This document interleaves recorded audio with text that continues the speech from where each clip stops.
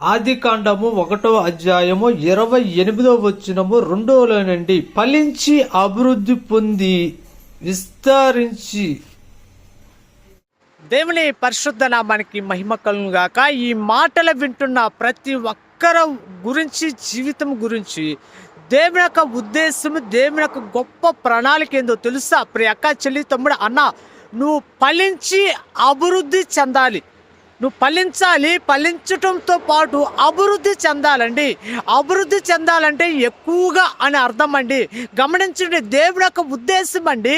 నువ్వు ఫలించాలి, అభివృద్ధి చెందాలి. 2026వ సంవత్సరంలో నీ జీవితం అనేది ఫలించడం ఉండాలి. ఫలించిన తర్వాత అభివృద్ధి అనేది చెందాలండి.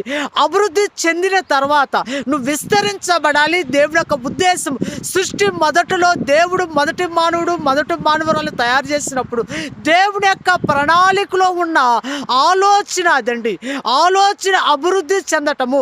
అభివృద్ధి చెందిన తర్వాత అభివృద్ధి చెందినది నువ్వు నిలుపుకుంటున్నావా ఒకసారి ఆలోచించు. అనేకమైన చెడు వ్యసనాలకు బానిసయి అభివృద్ధి చెందినది వ్యర్థముగా మారుస్తున్నావా? ప్రేక చెల్లి, తమ్ముడా, అన్న, ఈ మాటలు వింటున్న నీవు ఈ 2026వ సంవత్సరంలో నువ్వు ఫలించాలి, అభివృద్ధి చెందాలి. దేవుడి యొక్క ఉద్దేశాన్ని నువ్వు నెరవేర్చే వారుగా ఉండే రీతిగా మార్చబడాలని నా యొక్క కోరిక, నా యొక్క ఉద్దేశము, నా యొక్క ప్రణాళిక, నా యొక్క ప్రార్థన.